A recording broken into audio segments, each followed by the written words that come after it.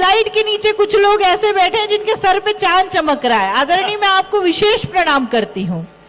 Reflection यहां तक पहुंच रहा है और मेरा मानना है कि किसी पुरुष के जीवन में दो महिलाएं उसके सर पर हाथ फेरती हैं भाभी, एक उसकी पत्नी और एक उसकी माँ। जब माँ हाथ फेरती है तो बाल बढ़ते हैं,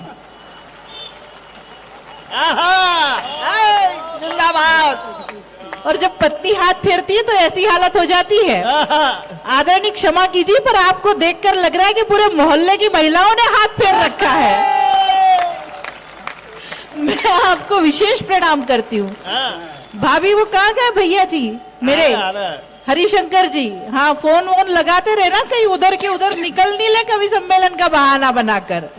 आपको पता नहीं है, देश में एक सर्वे हुआ है और सर्वे में पता चला कि देश की 80% महिलाएं अपने पति की आदत बदलना चाहती हैं। आ गए आदरणीय आप? हाँ, ठीक ठाक आ गए। आपको खुश होना चाहिए आज की रात। हाँ, कि देश के 80% महिलाएं अपने पति की आदत बदलना चाहती हैं। ठीक कह रही हूं मैं? और देश के 80% पुरुष पत्नी बदलना चाहते हैं। ये सब तालियां वही बजा रहे जिनकी स्थिति यही है, जिनकी भावना यही है।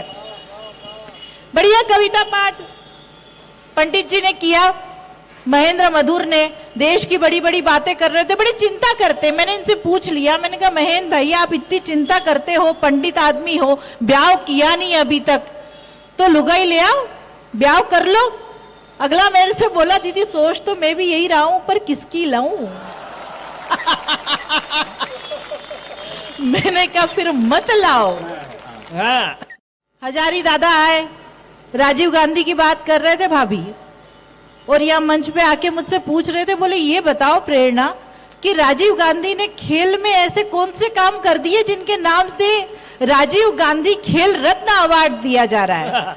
मैंने कहा दादा इतने साल हो गए आपको अभी तक समझ में नहीं आया कि राजीव गांधी ने खेल खेल में ऐसा रत्न दे दिया देश को जिससे पूरा देश खेल रहा है।